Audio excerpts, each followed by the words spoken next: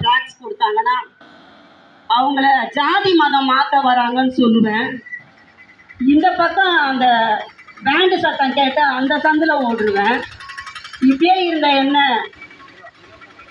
ஆண்டவர் என்ன தொடரணும்னு ஆசைப்பட்டார். ஆனால் நான் விரும்பலை ஆண்டவரை. ஆனால் ஆண்டவர் என்ன தேடி வந்தார். எப்படின்னா கிட்னியில் கல் எனக்கு 15.20ன்னு சொல்லிட்டாங்க. அதை எடுத்தாக்கா பித்தப்பையில் போனால் நீங்கள் பொழைக்கிறதே கஷ்டம்னு சொல்லிட்டாங்க.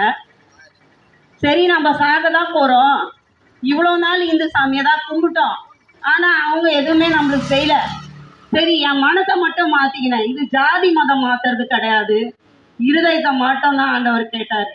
அப்போது நான் இருதயத்தை மட்டும் ஒப்பு கொடுத்தேன். என்னன்னா ஆதிலட்சுமி டாக்டராண்ட தான் நான் போவேன். பாருங்க, நான் எந்த டாக்டராண்ட போவேன்னு கடவுளுக்கு தெரிஞ்சிருக்குது, ஆனால் நான் சொல்லவே இல்லை.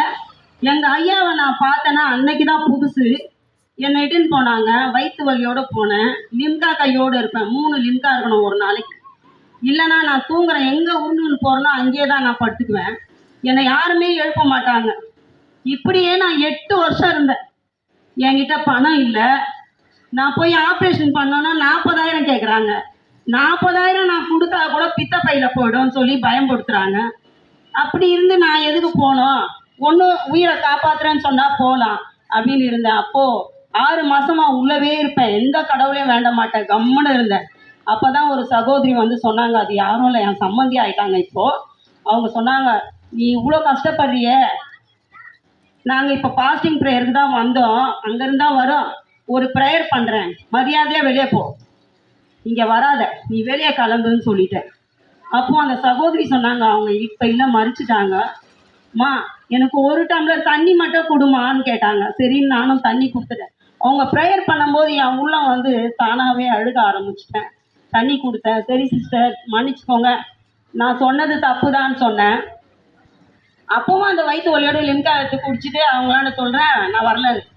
அப்போது அந்த லதா சிஸ்டர் என்ன பண்ணாங்க, எங்கள் சர்ச்சைக்கு வா ஜெயந்தி, நீ வந்து ஒரு எட்டு அங்கே வந்து மட்டும் போயிடு, நீ ஒன்றும் பண்ணாதன்னு சொன்னாங்க. சரி நான் போனேன்.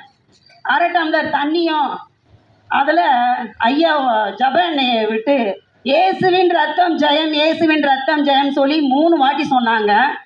நான் சொன்னேன், இதுனா இது மேஜிக்கு. ஹாஸ்பிட்டல் அப்போலாவுக்கு போனேன், விஜயா ஹாஸ்பிட்டலுக்கு போனேன், அங்கெல்லாம் நடக்காதது இங்கே தான் நடக்க போதான்னு கிண்டல் பண்ணேன்.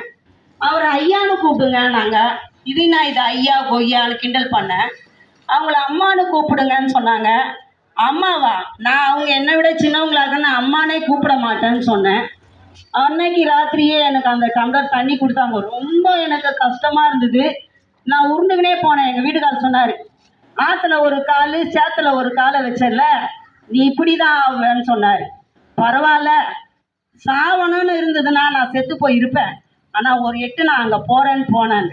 நைட்டு சரியாக 2 மணி இருக்கும். அந்த டைமில் எனக்கு சொப்பனை வந்தது. அந்த ஐயா பேர் எனக்கு தெரியாது. என்னை பேர் கேட்டார். என் பேர் ஜெயந்தின்னு சொன்னேன். அந்த ஐயா சொன்னார், ஏம்மா ஜெயந்தி, உனக்கு கிட்னியில் கல் இருக்குதான்னு கேட்டார்.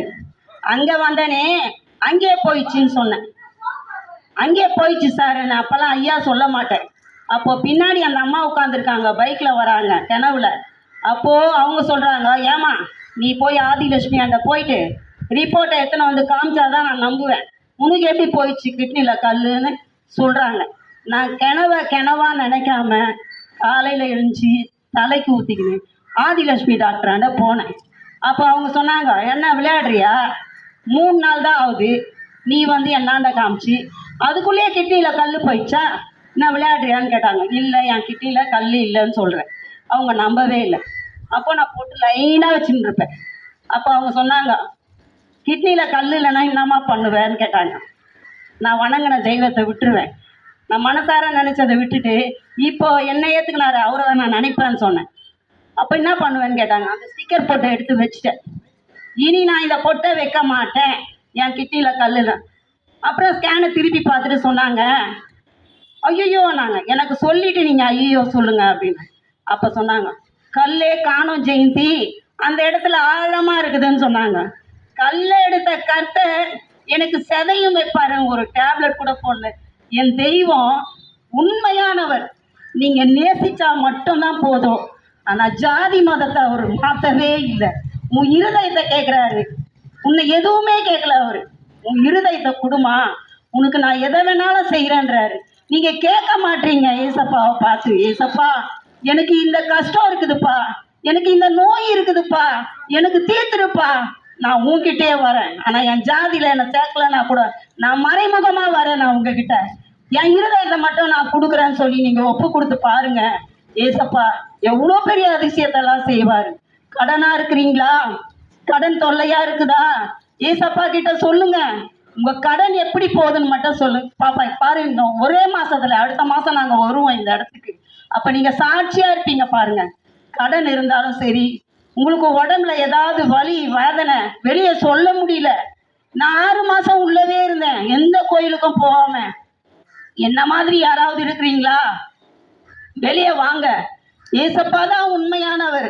எனக்கு நடந்ததை நான் அப்படியே சொல்றேன். அது மட்டும் இல்லை, எனக்கு கிட்னியில மட்டும் கல் மட்டும் இல்லை, என் தொண்டைக்குள்ள 7 கட்டி, தலைக்காணி வச்சு 8 வருஷம் நான் படுத்ததே இல்லை. தலைக்காணி வச்சாக்கா எனக்கு தொண்டை அடைக்கும். என்னை எங்கெங்கே போனாலும் எனக்கு அதை காப்பாற்றவே இல்லை. நான் உண்மையான தெய்வம் இதான்னு கண்டுபிடிச்சிட்டேன். என்னை ஆப்ரேஷன் பண்ணிக்கோன்னு சொல்லி ஜபம் பண்ணி அமிச்சாங்க. என் சாட்சி பெரிய சாட்சி. ஆனால் இன்னைக்கு ஃபுல்லாக சொன்னாலும் முடியாது. அது ஹாஸ்பிட்டலில் இருந்தேன். என்னை போய் ஆப்ரேஷன் பண்ணிக்கோன்னு சொன்னாங்க. வெள்ளிக்கிழமை பாஸ்டிங் ப்ரேயரை விடக்கூடாதுன்னு சொல்லி நான் போனேன். அப்போ ஐயா, நம்ம ஆப்ரேஷன் இங்கே வந்துட்டேன் ஐயா, எனக்காக ஜபம் பண்ணுங்க, ஆப்ரேஷன் திங்கக்கிழமை அப்படின்னு சொன்னேன். திங்கக்கிழமை நீ ஞாயிற்றுக்கிழமை ஏமா வர, அங்கேயே ரெஸ்ட் எடுக்க வேண்டியதானே.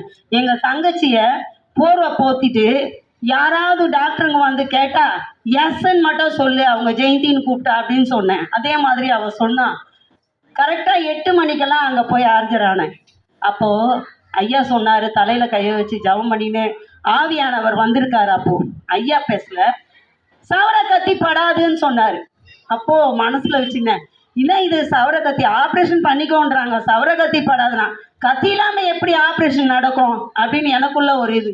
அப்போது நான் போய் ஆப்ரேஷன் தேட்டருக்குள்ளெல்லாம் போனேன். ஒரு மேரின்ற ஒரு சிஸ்டர் வந்தாங்க. அவங்க தான் கை க்ளோஸு காலுக்கு இதெல்லாம் போட்டு என்னை உள்ளே கூட்டிகிட்டு போயிட்டாங்க. கத்தியெல்லாம் டபா டபான்னு ஒரு சத்தம் கேட்குது. இன்னும் இது ஆப்ரேஷனுக்கு வந்துட்டோம். இன்னும் அந்த ஜெயந்தியெல்லாம் போயிட்டாங்களே, 2 கட்டி 3 கட்டி இருக்கிறவங்கலாம் போயிட்டாங்க. அப்போ நான் என்ன செஞ்சேன் ஏசப்பா அப்படின்னு சொல்லி கேட்டேன். ஆனாலும் என்னை விடலை. அவர் சாட்சியோடு என்னை கொண்டு வராரு பாருங்க. ஆப்ரேஷன் தேட்டரில் ஊசி போட்டு என்னை படுக்க வச்சுட்டாங்க. மயக்கமாக இருக்கிறேன். அந்த நேரத்தில் வந்து சீஃப் டாக்டர் வராரு. வந்து ஜெயந்தி யாரு அப்படின்னு கேட்டார். இந்த கையை தூக்கி சொன்னேன். கெட் அப் கெட் லாஸ்ட்னு சொன்னார். டக்குன்னு ஏஞ்சிக்கினேன். ஏஞ்சி உட்கார்ந்ததும், யார் சொன்னா கட்டி இருக்குன்னு, யார் சொன்னா, யார் உன்னை அட்மிஷன் பண்ணா, யார் உனக்கு கட்டி இருக்குதுன்னு சொன்னாங்க. ஐயோ சார், எனக்கு 8 வருஷமா இருக்கு சார் கட்டி அப்படின்னு சொல்லி அழுகுறேன். இங்கே தான் இருக்குது, நல்லா பேசுகிறேன், எப்படி கட்டி வரும்னு வந்து தொட்ட நிமிஷம். ஆனால் ஒரு டாக்டர் கிடையாது, ஏசப்பா வந்து தொட்டாரு. இன்னைக்கு நான் கம்பீரமாக பேசுகிறேன்னா ஏசப்பா தான் எனக்கு. ஏன்னா எவ்வளோ பேருக்கு அந்த ஒரு கட்டிக்கெல்லாம் ஆப்ரேஷன் பண்ணியிருக்கிறாங்க. ஆனால் அந்த 7 கட்டி என் தொண்டையை பாருங்க, ஒரு விண்ணப்பம் இல்லாமல் என்னை கொண்டு வந்தார். நோய்க்காக தான் என்னை தெரிஞ்சுக்கிட்டாரு. ஆனால் பாருங்க, அந்த கட்டி இல்லை. இப்போ நான் நல்லா பாடுறேன். ஒன்று கேட்டேன், ஏசப்பா, நான் இந்தியில் இருக்கும் பொழுது அந்த சாமிக்கு நான் நிறைய பாட்டு பாடினப்பா. ஆனால் உங்களுக்கு நான் மயக்க பிடிச்ச ஒரு பாட்டு கூட பாட முடியாதுன்னு சொன்னேன். ஆனால் எனக்கு கம்பீரமான குரலை கொடுத்து என்னை பாட வச்சு என்னை ஜீவனோட நிற்க வச்சு என்னால் சொல்லவே முடியல. 1,00,000 ரூபாய் கேட்டாங்க அந்த 7 கட்டிக்கு. எங்கள் ஆண்டவர் 1 ரூபாய் கூட வாங்காம என் கட்டிக்கு விடுதலை கொடுத்தாரு. நான் சொன்னேன், ஐயா எனக்கு கிட்னியில் கல் இருக்குன்னு சொல்லும் போது கேர்லெஸ்ஸாக ஜபம் பண்ணேன்னு சொன்னார். ஆனால் எங்கள் ஐயாவுக்கு கிட்னியில் கல் வந்தப்போ நான் போய் சொன்னேன், ஐயா கிட்னியில் கல் வந்துச்சு, கவலைப்படாதீங்க ஐயா, அது போயிடணும். சகோதரி, நான் வந்து கேர்லெஸ்ஸாக ஜபம் பண்ணம்மா, இப்போதாம்மா தெரியுது அந்த வலி எவ்வளோ வலின்னு அப்படின்னு சொல்லி அவருக்கே கண்ணில் தண்ணி வந்து. அப்போது ஆண்டவர் ஐயா கிட்ட பேசியிருக்கிறார், அது கேர்லெஸ்ஸாக நீங்கள் ஜபம் பண்ணாதீங்கன்னு. அதை அடிக்கடிக்கு ஐயா சொல்லுவாங்க. ப்ரேயர் பண்ணுறது சும்மா இல்லை, அவங்க உயிரை பணைய வச்சு உங்களுக்காக ப்ரேயர் பண்ணுவாங்க. அதனால் சகோதரியே சகோதரன் யாராக இருந்தாலும், என்ன நோயாக இருந்தாலும் ஏசப்பா கிட்ட ஒப்பு கொடுங்க.